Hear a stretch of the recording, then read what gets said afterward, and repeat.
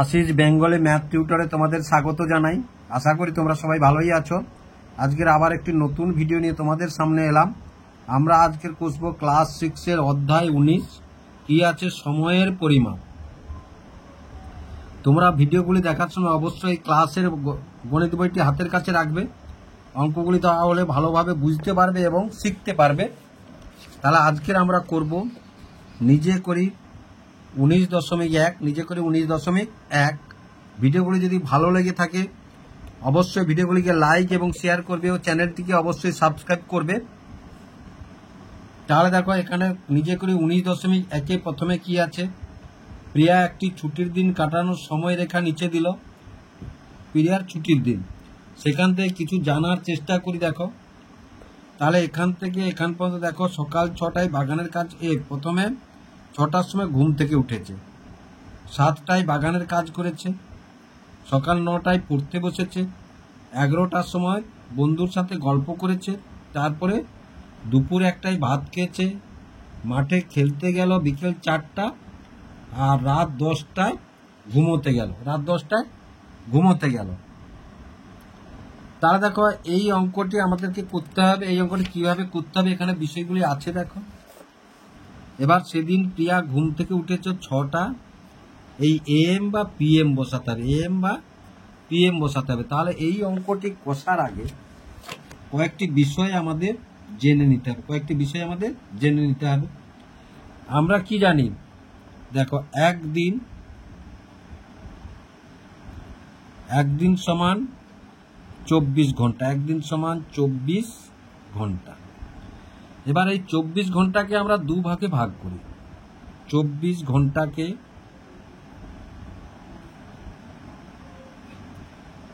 আমরা দুভাগে ভাগ করি, 2 ভাগে ভাগ করি। তাহলে একটি ভাগ কি, একটি ভাগ হচ্ছে এম, আর একটি ভাগ কি, আর একটি ভাগ হচ্ছে পিএম। এম ইংরেজিতে আমরা কি বলি না, দেখো এম ইংরেজিতে বলি অ্যান্টি মেরিডিয়ান,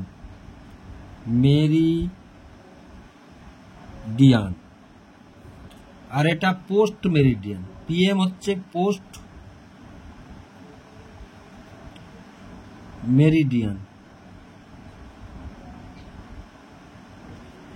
এটাকে বাংলায় আমরা কি বলবো, পূর্বাহ্ন। কি বলবো, পূর্ব মধ্যাহ্ন।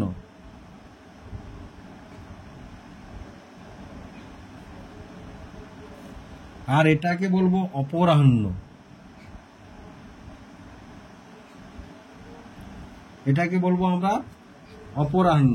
এবার দেখো এটা কখন না, দেখো রাত 12টার পর থেকে দুপুর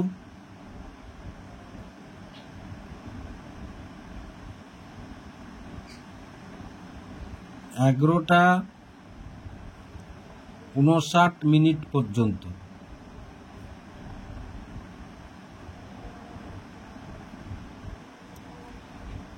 তাহলে এটা কখন থেকে না, দেখো দুপুর 12টা থেকে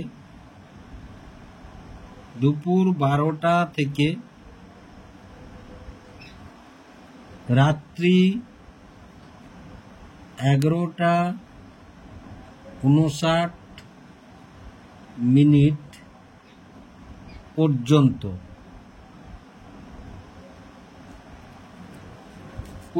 তাহলে আমরা কোথায় কোন সময় এম বসাবো আর কোন সময় পিএম বসাবো নিশ্চয়ই তোমরা এবার বুঝতে পারলে। তাহলে এইবার দেখো আমরা এটি তুলে নিয়েছি। সেদিন প্রিয়া ঘুম থেকে উঠেছে 6টা, এখানে এম হবে না পিএম হবে।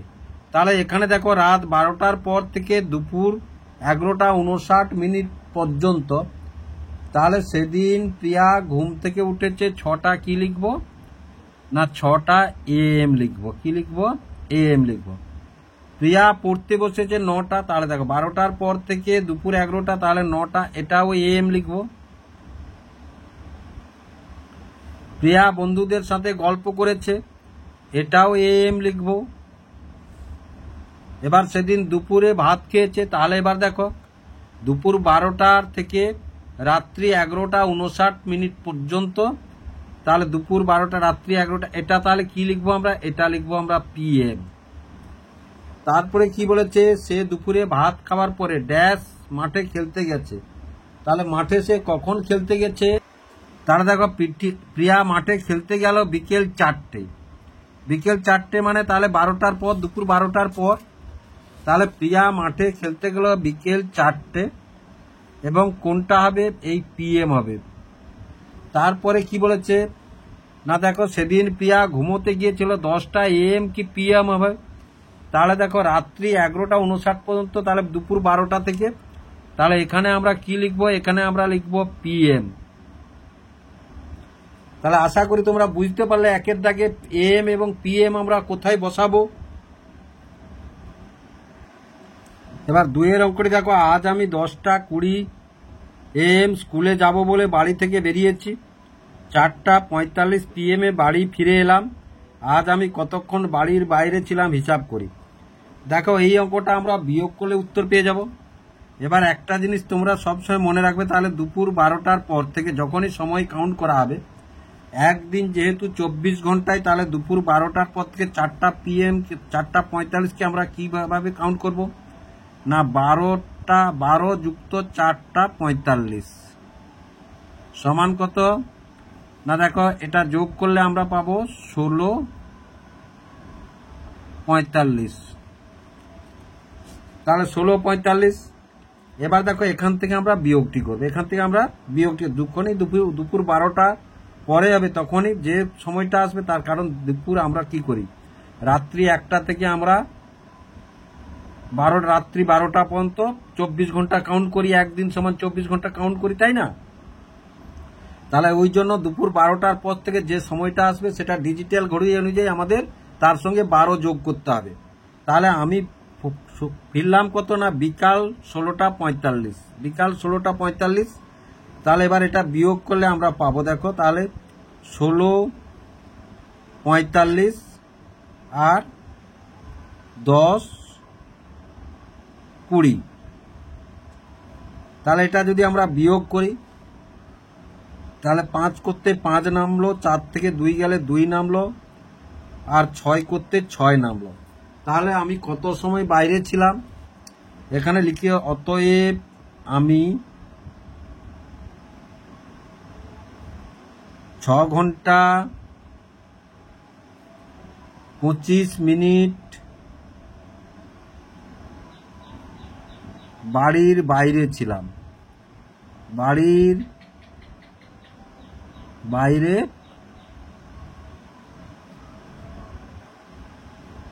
ছিলাম। আশা করি তোমরা বুঝতে পারলে কিভাবে হলো এটা।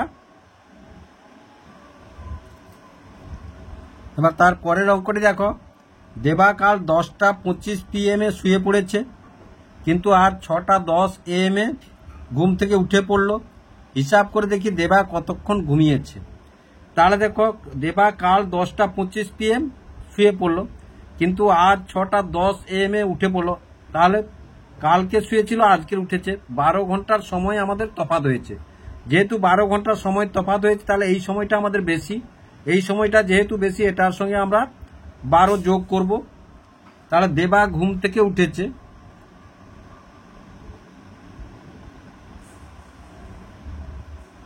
দেবা ঘুম থেকে উঠেছে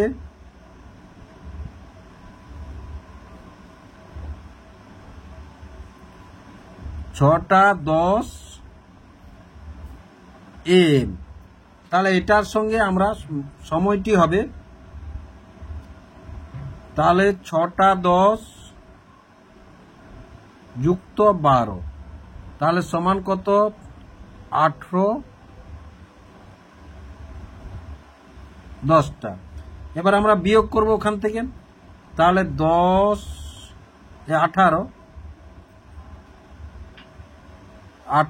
10 আর 10:25। বিয়োগটা যদি আমরা করি, দেখো বিয়োগ করতে, তাহলে এখান থেকে এক ধার নেব, এটা ঘন্টা, এটা মিনিট, এখান থেকে এক ধার নেব, তাহলে ঘন্টার ঘর থেকে মিনিটের ঘরকে যদি এক ধার নিই, তাহলে 1 ঘন্টা সমান 60 মিনিট, তাহলে 60, তার সঙ্গে এই 10 যোগ করলে কত পেলাম আমরা? 70 পেলাম। এবার 70 থেকে 25 বাদ দাও, 70 থেকে 25 বাদ দাও, তাহলে 10 থেকে 5 গেলে 5, 6 থেকে 2 গেলে 4, তাহলে 45 মিনিট, আর এখানে 7 আছে 7, তাহলে সে কতক্ষণ ঘুমিয়েছে? তাহলে এবার লিখে দিয়েছো অতএব, তাহলে অতএব দেবা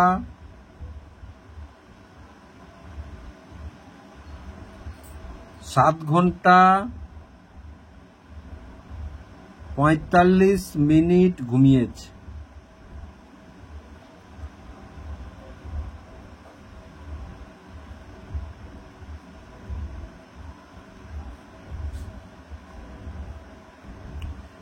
চারের অঙ্কটি দেখো, আজ আমি বাড়ির সকলের সাথে পুরী বেড়াতে যাব। 22টা 35-এ হাওড়া স্টেশন থেকে ট্রেন ছাড়বে, কিন্তু আমরা 20টা 44-এ হাওড়া স্টেশনে পৌঁছে গেছি। হিসাব করে দেখি আর কতক্ষণ আমাদের স্টেশনে অপেক্ষা করতে হবে। তাহলে দেখো ডিজিটাল ঘড়ি অনুযায়ী, যেমন ট্রেনে তোমরা দেখেছো 24টা পর্যন্ত ঘড়ি, ডিজিটাল ঘড়ি গণনা করা হয়, সেভাবে এখানে গণনা করা হয়েছে। তাহলে দেখো এই 22টা 35 থেকে 20টা 44 যদি আমরা বাদ দিই, তাহলে আমরা ট্রেনের জন্য কতক্ষণ অপেক্ষা করব সেই সময়টি আমরা পেয়ে যাব। তাহলে দেখো ঘন্টা আর মিনিট, ঘন্টা আর মিনিট, তাহলে কত? 22টা 35 মিনিট আর 20টা 44 মিনিটে, তাহলে এটাকে আমরা বিয়োগ করব, এটাকে আমরা বিয়োগ করব। এবার দেখো 35 থেকে 44 আমরা বাদ দিতে পারবো না, তাহলে ঘন্টার ঘর থেকে মিনিটের ঘরকে এক ধার নেব, ঘন্টার ঘর থেকে মিনিটের ঘরকে এক ধার নেব, তাহলে ঘন্টার ঘর থেকে এক যদি ধার নিই, যখন মিনিটের ঘরে পৌঁছাবে তখন কত হবে? 60 মিনিট হবে, যেহেতু 1 ঘন্টা সমান 60 মিনিট। তাহলে দেখো এই 60 মিনিট আর এই 35 মিনিট, তাহলে যোগ করলাম, 5 করতে 5, 6 3 9, তাহলে 95। এখান থেকে বাদ দেব কত? না 44 মিনিট বাদ দেব, তাহলে 5 থেকে 4 গেলে 1, 9 থেকে 4 গেলে কত? 5, তাহলে এটা হলো 51। এখান থেকে ধার নিয়েছি 1, তাহলে আর আছে 1 ঘন্টা, তাহলে এই 1 ঘন্টা নেমে গেল, আর এটা হচ্ছে মিলে গেল। এগুলো দিয়ে দাও। তাহলে আমাদের ট্রেনের জন্য অপেক্ষা করতে হবে কত সময়? তাহলে অতএব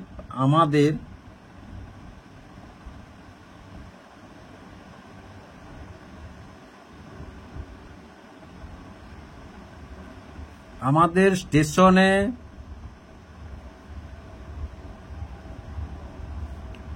অপেক্ষা করতে হবে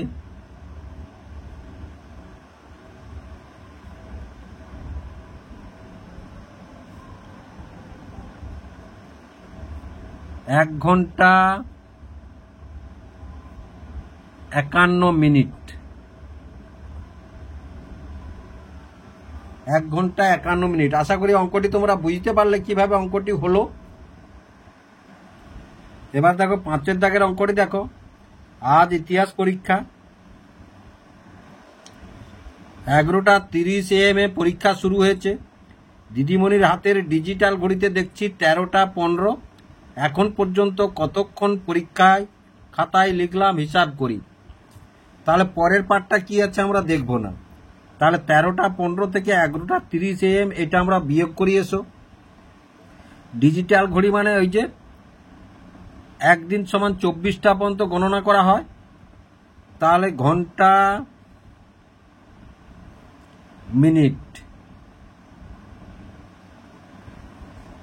তাহলে 13টা 15 মিনিট আর 11টা 30, তাহলে এটা বিয়োগ করব আমরা। তাহলে দেখো এখানে 15, এখানে 30, বিয়োগ করতে হলে এখান থেকে ধার নিতে হবে।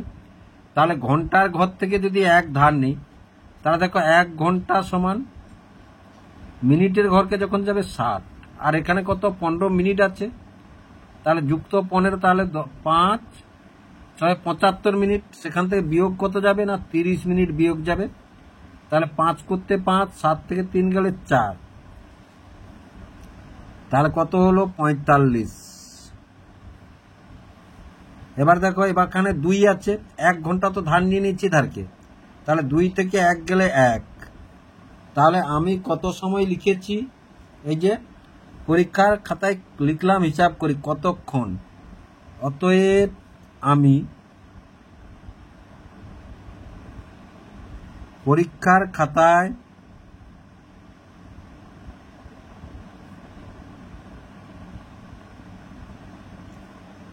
এক ঘন্টা 45 মিনিট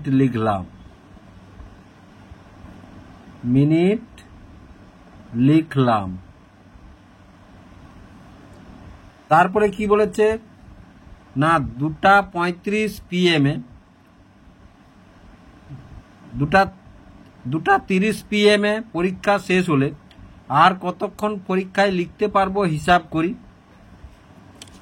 তাহলে দেখো 2:30 PM, তাহলে 2:30 মানে 12 যোগ করব, তার মানে কত 14:30 PM, তাহলে ঘন্টা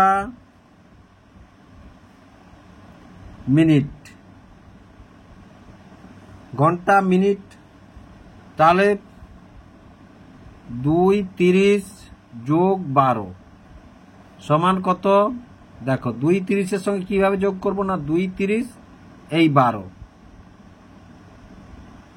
যোগ করলে কত হবে, এই দেখো 14:30, তাহলে এখানে লিখলাম আমরা 14:30 আর 13:15, কারণ আগের টাইমটা তো আমরা গণনা করে নিয়েছি, বলেছে আর কতক্ষণ লিখতে পারবো, তাহলে এটা বিয়োগ করব আমরা, তাহলে 10 থেকে 5 গেলে 5, 2 থেকে 1 গেলে 1, 4 থেকে 3 গেলে 1। এবার বলেছে কি আর কতক্ষণ পরীক্ষায় লিখতে পারবো হিসাব করি, অতএব আর 1 ঘন্টা 15 মিনিট পরীক্ষায় লিখতে পারবো।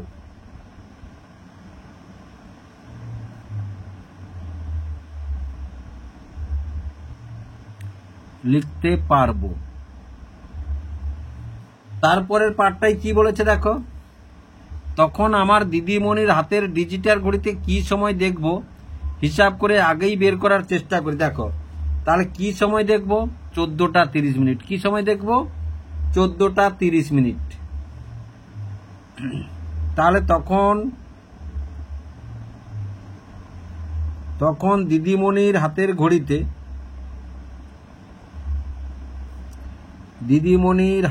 ঘড়িতে 14:30 দেখব। তাহলে আশা করি তোমরা বুঝতে পারলে কিভাবে এই যে সময়ের অঙ্কগুলো কষলাম। বাকি অঙ্কগুলো তোমরা পরের ক্লাসে পাবে।